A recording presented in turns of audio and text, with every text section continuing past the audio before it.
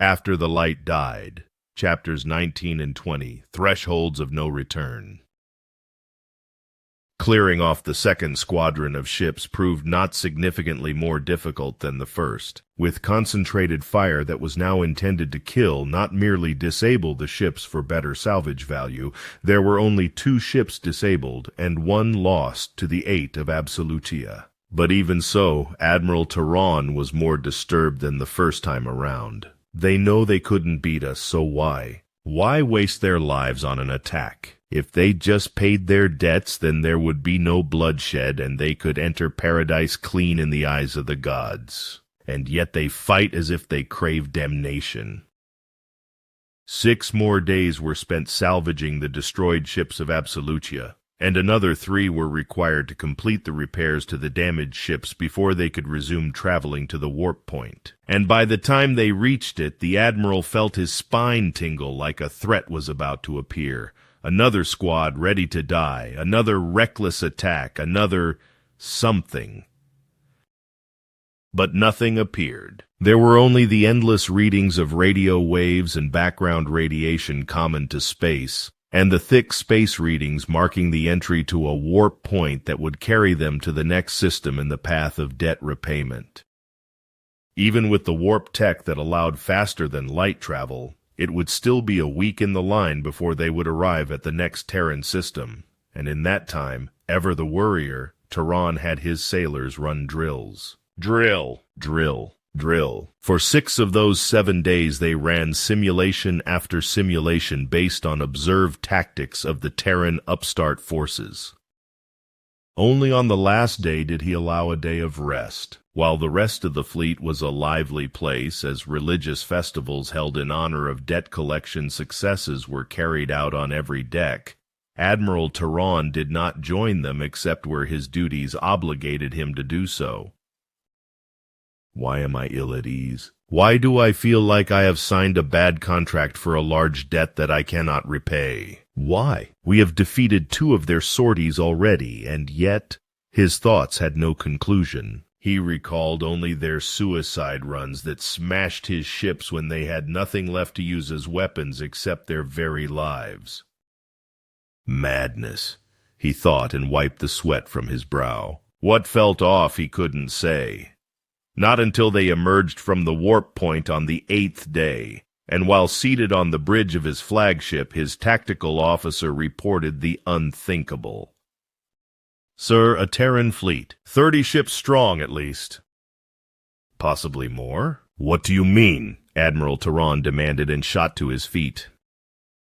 The local starbase is jamming our signals somehow, switching to visual zoom, the tactical officer reported, and there it was.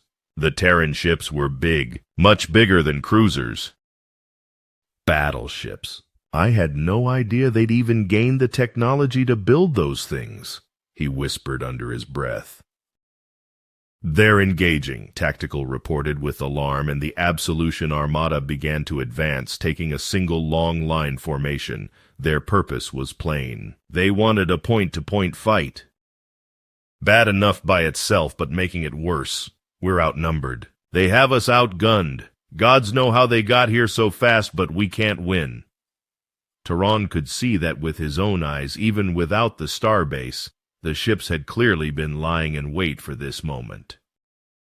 Order emergency jumps out of the warp line. We have to save the fleet, Admiral Tehran ordered. And such was the shock at the unorthodox order that he wasn't immediately acknowledged. Do it, he bellowed, and that snapped his crew back to reality. All ships, prepare for blind jumping. Maximum shields, screw energy weapons, launch all torpedoes, all missiles, and move. Unlike the previous squads they'd seen, the battleships of the Terran Armada were fully powered, and they moved like it. The gap closed rapidly while the debt collection fleet was forced to scramble and reroute power to emergency warp connection engines. In normal travel, ships would only connect to the warp lines up close, but in an emergency situation, it was technically possible to jump into the line from anywhere in the solar system. The consequence, though, was months of being lost in the slipstream and ending up potentially anywhere. Admiral Tehran's entire body shook with anger as he began to understand the actions of the debtors. They sacrificed those small ships with full knowledge we would stop to salvage them and repair our own vessels. If we hadn't stopped, we could have gone all the way to Saul.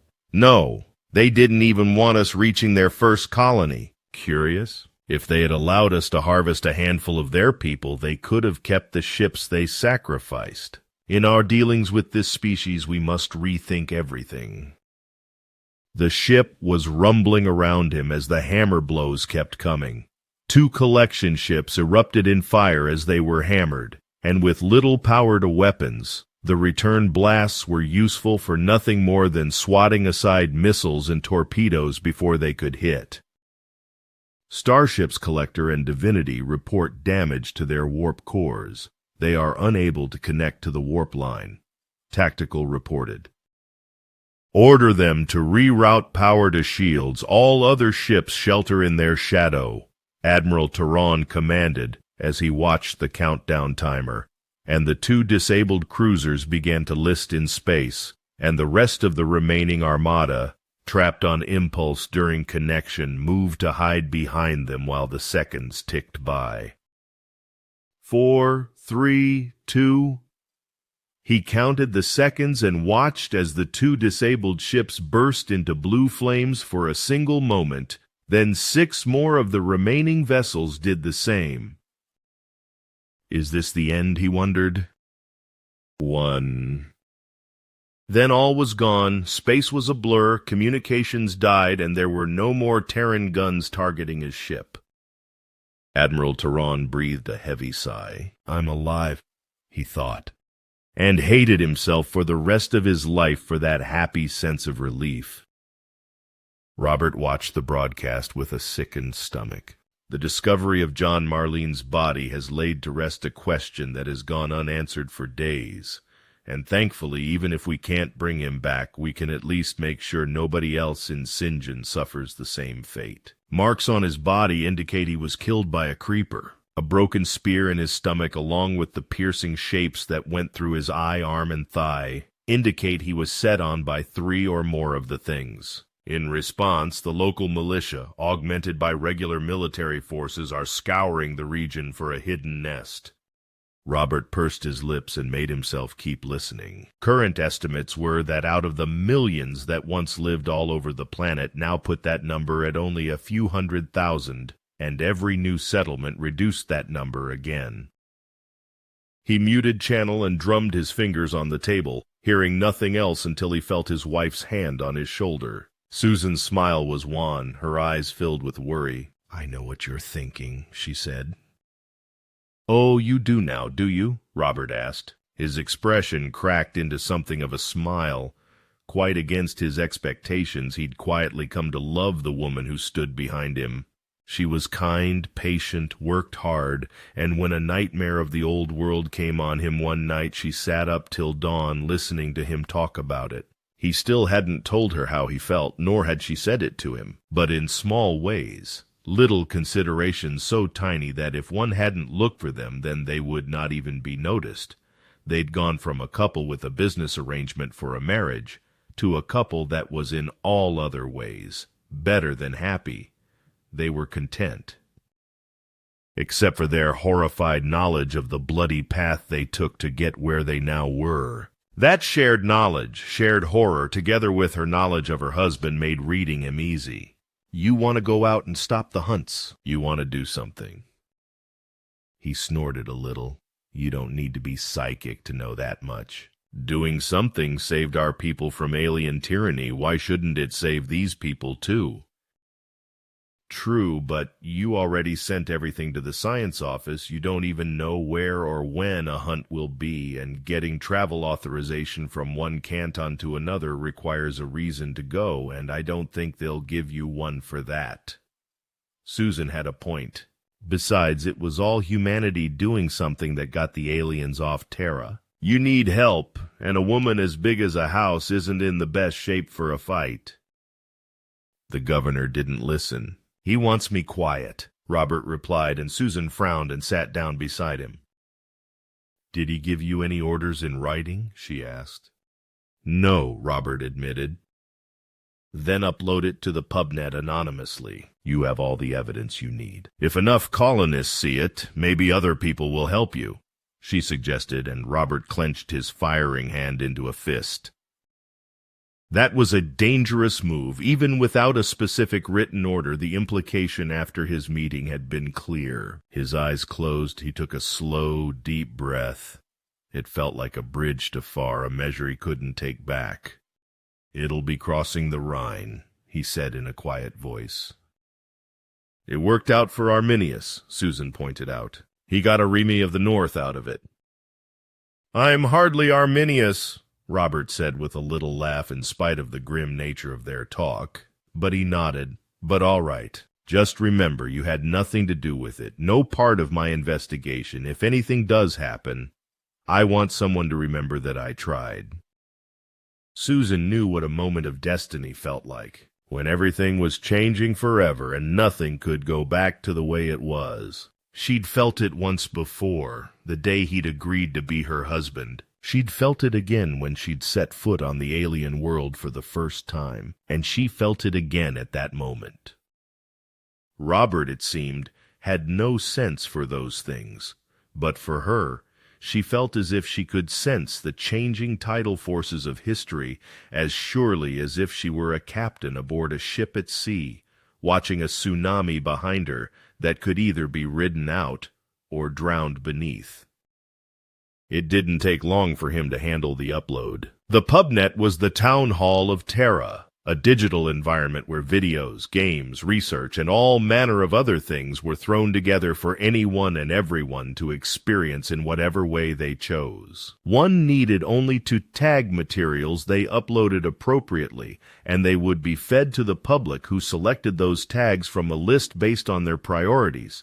Then they would be fed those which were voted most useful.